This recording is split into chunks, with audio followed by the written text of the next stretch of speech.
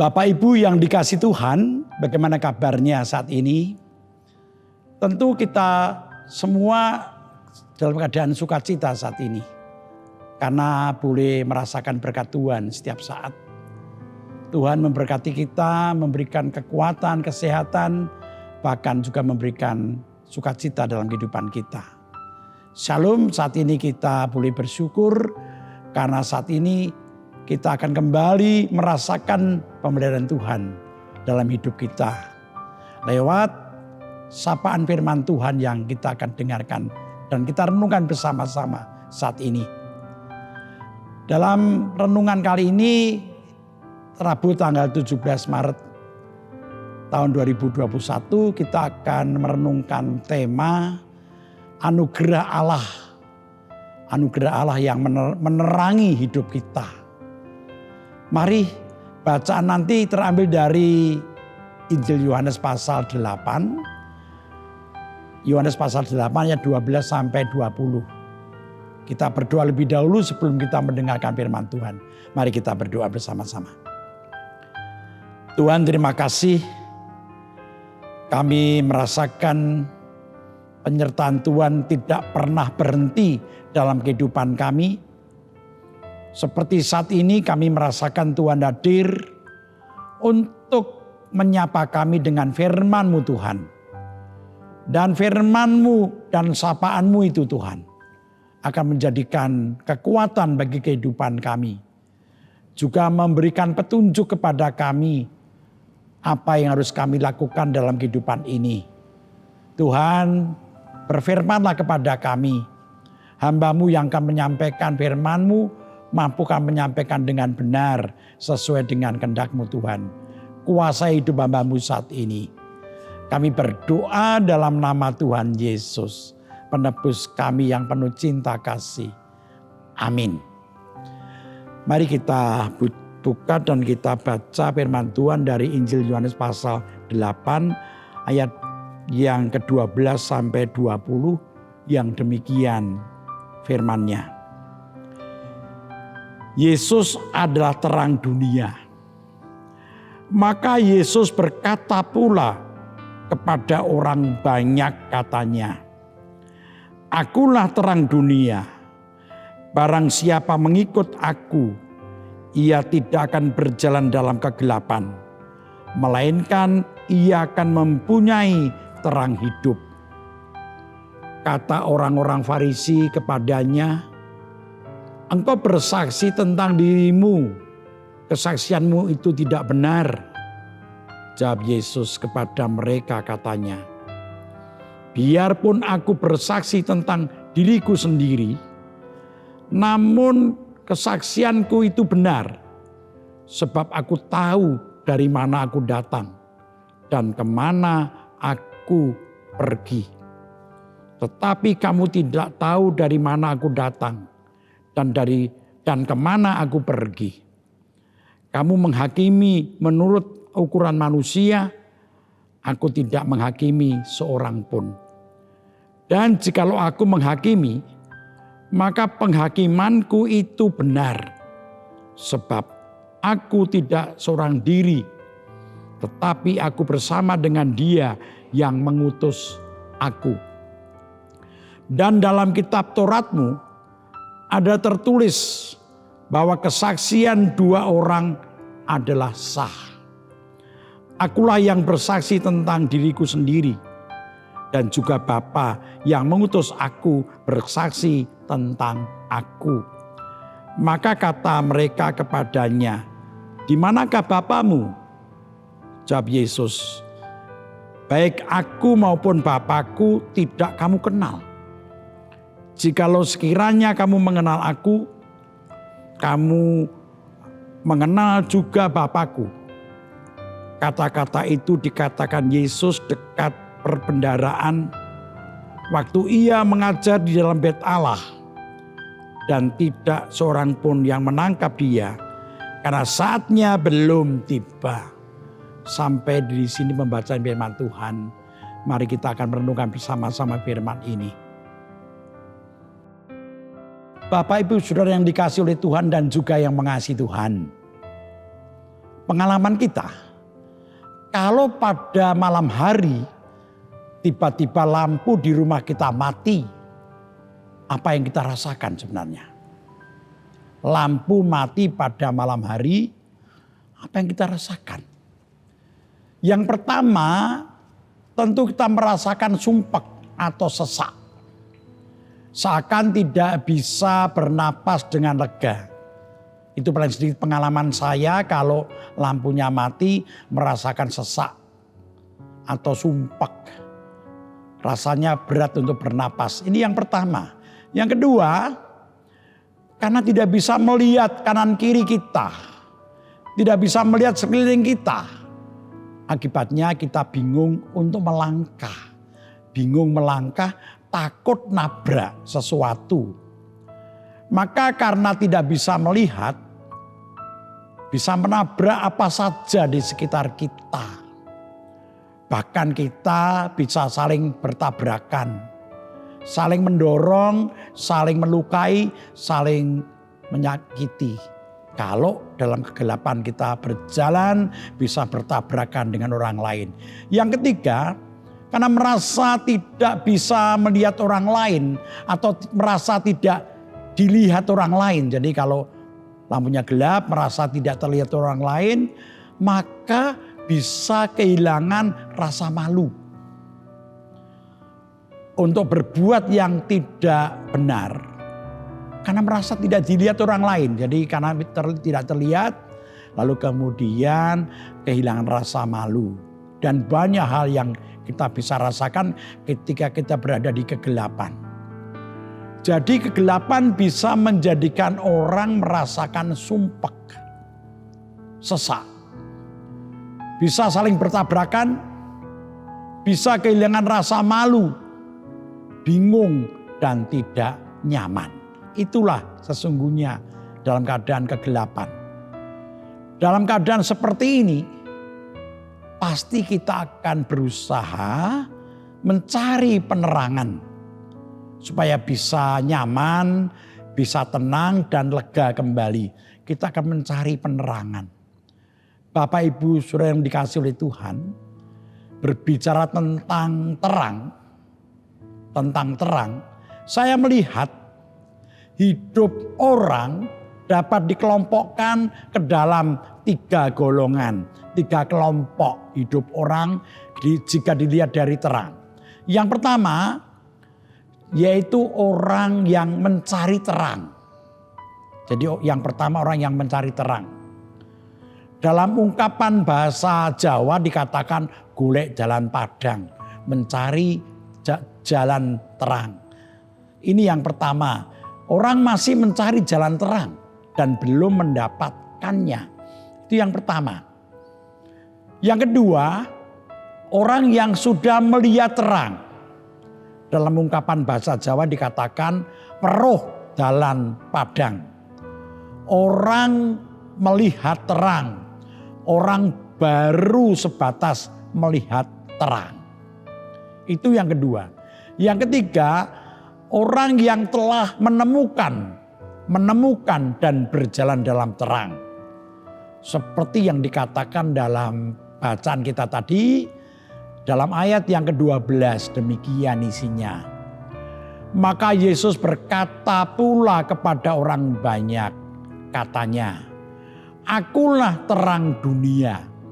Barang siapa mengikut aku, ia tidak akan berjalan dalam kegelapan, melainkan ia akan mempunyai terang hidup."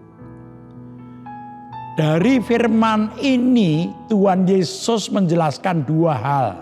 Saya akan coba menjelaskan 2 hal ini. Yang pertama, Tuhan Yesus menjelaskan bahwa ia adalah terang dunia. Terang dunia yang berasal dari surga. Jadi Yesus adalah terang dunia yang datang dari surga. Dalam ayat 14b dikatakan demikian.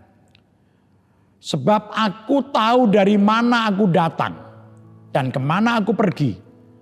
Artinya Tuhan Yesus membuka rahasia siapa dirinya bahwa ia bukan dari dunia ini. Demikian juga dalam ayat yang ke-19b yang demikian isinya. Jikalau sekiranya kamu mengenal aku, kamu mengenal juga Bapakku. Artinya Tuhan Yesus bersaksi bahwa ia datang dari surga, ia adalah terang yang datang dari surga. Jadi Yesus Tuhan kita adalah anugerah. Anugerah yang diberikan oleh Allah untuk menerangi hidup manusia. Untuk menerangi hidup kita yang hidup dalam kegelapan karena dosa. Artinya Tuhan Yesus datang ke dalam dunia menjadi terang yang dianugerahkan oleh Allah kepada manusia. Ini yang pertama, Tuhan Yesus adalah anugerah pemberian Allah untuk memberikan terang bagi dunia ini. Yang kedua, kata mengikut Yesus artinya percaya dan menjadi muridnya. Karena pada zaman itu menjadi murid itu biasanya mengikuti gurunya. Menjadi murid itu mengikuti gurunya. Maka kata Yesus tadi adalah jika engkau mengikut aku, artinya menjadi murid dan percaya kepada Tuhan Yesus. Orang yang mengikut Yesus dikatakan mempunyai terang hidup. Mempunyai terang hidup. Dan juga berjalan dalam terang. Ayat 12 tadi. Barang siapa mengikut aku, ia tidak berjalan dalam kegelapan. Melainkan ia akan mempunyai terang hidup. Jadi berjalan dalam terang dan mempunyai terang hidup. Artinya orang itu sudah mempunyai terang dalam hidupnya. Karena sudah menerima anugerah terang lewat Yesus sang terang itu. Kegelapan hidup karena kuasa dosa tidak lagi menguasai hidupnya. Ia sudah mendapatkan hidup yang sejati. Itulah orang yang mengikut Yesus. Barang siapa percaya dan mengikut Yesus akan mempunyai terang hidup. Dan terang yang kita miliki dan merupakan anugerah Allah akan menggerakkan kita, akan menggerakkan hidup kita untuk membawa terang tersebut, untuk menyinarkan terang tersebut, untuk menerangi kegelapan yang ada di sekitar kita ini. Maka kita harus terus berjalan dalam terang.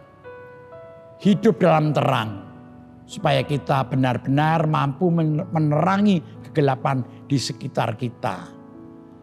Supaya kita bisa mempunyai terang ilahi dan hidup berjalan dalam terang. Kuncinya dikatakan Tuhan Yesus adalah percaya dan mengikut Yesus. Percaya dan mengikut Yesus. Atau sebaliknya, kalau kita sadar sebagai murid Yesus, seharusnya kita sadar bahwa kita sudah memiliki terang ilahi dalam hidup kita. Dan kita sudah hidup berjalan dalam terang.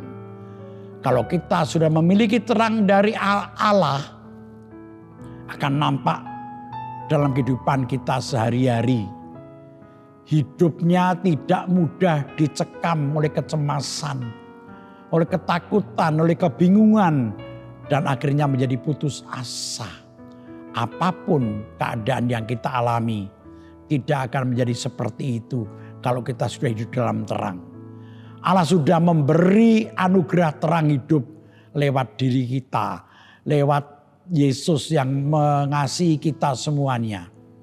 Kalau kita sudah menerima terang tersebut, pasti terang kita akan bersinar kepada siapapun yang ada di sekitar kita.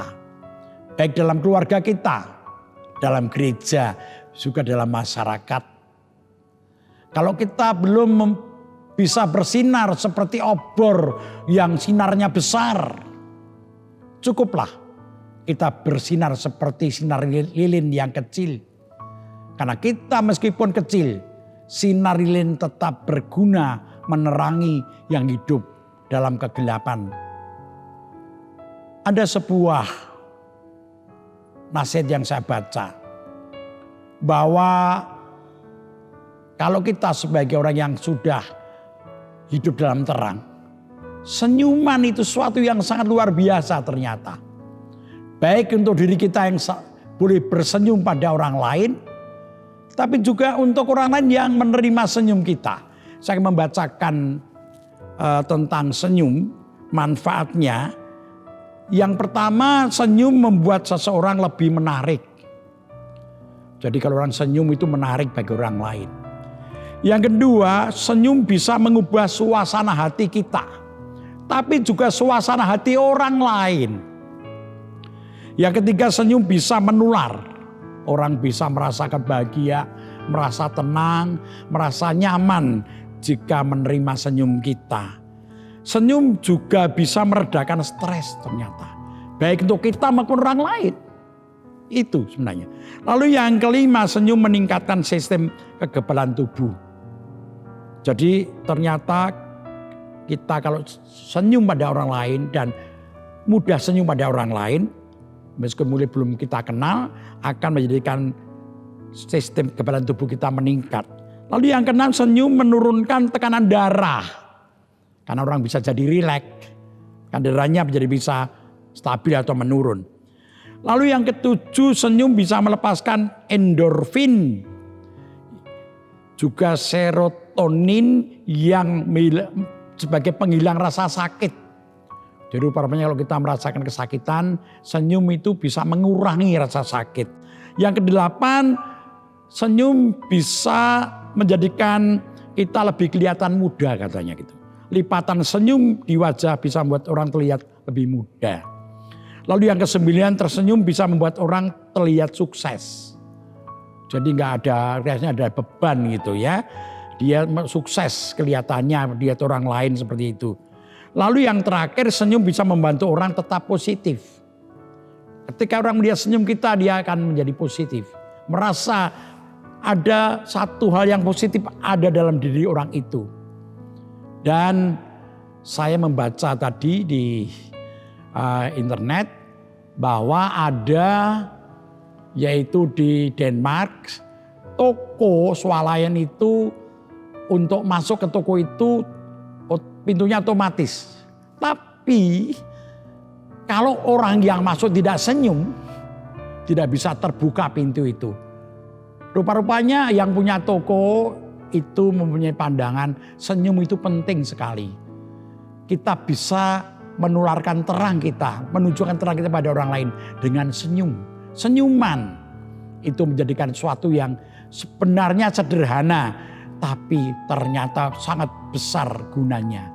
Bisa untuk menular pada orang lain. Selamat menjalani kehidupan ini. Ingat, kita adalah sudah mempunyai terang hidup. Dan kita harus menyinarkan terang itu pada orang lain. Tuhan memberkati kita semuanya. Amin. Bapak Ibu yang dikasihi Tuhan, mari kita akhiri renungan pada saat ini dengan bersama-sama berdoa. Mari kita menyatukan hati untuk berdoa.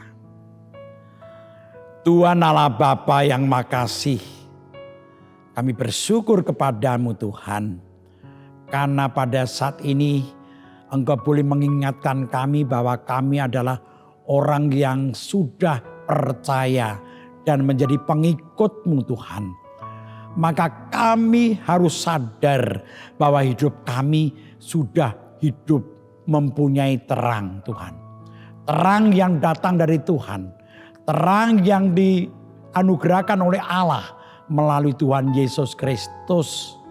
Sehingga hidup kami haruslah selalu dalam terang. Tidak mudah putus asa.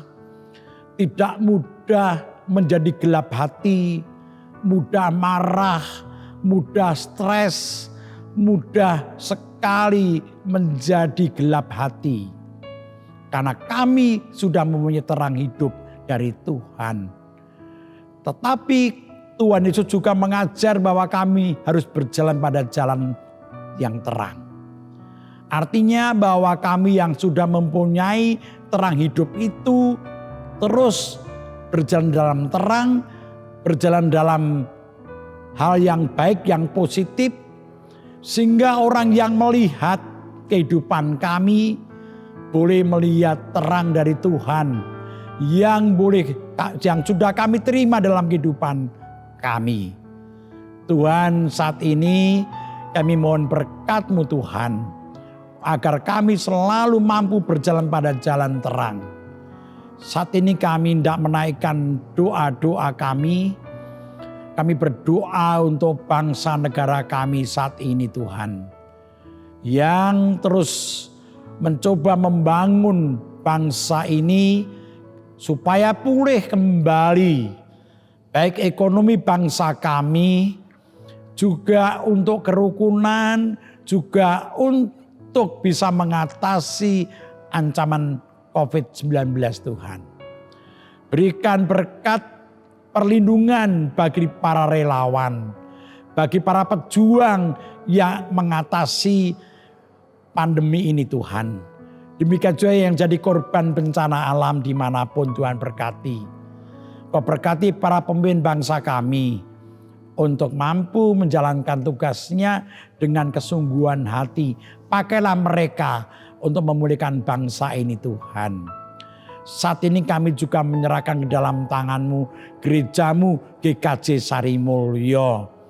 Berkati ibadah yang dilakukan meskipun dalam keterbatasan tetap berjalan dengan baik. Jemaat-Mu Tuhan gerakan, terutama yang masih diperkenan untuk ikut dalam ibadah di gereja. Gerakan hati mereka untuk mengikuti ibadah di gereja, agar iman mereka juga terpelihara Tuhan. Berkati tim multimedia, tim live streaming, agar mampu melakukan tugasnya karena pertolongan Tuhan. Berkati apa yang mereka lakukan Tuhan, karena apa yang mereka lakukan sungguh akan membantu jemaat-Mu yang tidak bisa beribadah di gereja, bisa mengikuti ibadah di rumah masing-masing. Kami juga berdoa untuk jemaat-Mu yang masih studi, Tuhan berkati satu persatu, Tuhan pimpin, Tuhan mampukan untuk menjalankan studinya dengan baik.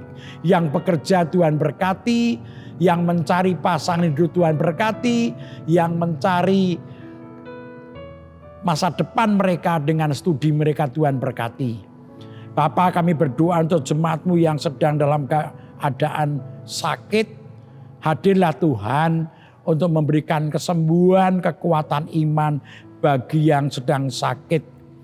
Kami berdoa untuk Bapak Ibu Priyono Tuhan. Kami berdoa untuk Ibu Ami Birowo Tuhan. Kami berdoa untuk Bapak Jonathan Purwoko Tuhan. Untuk Ibu Lawiem Suparman. Untuk anak kami Amoresya Tuhan.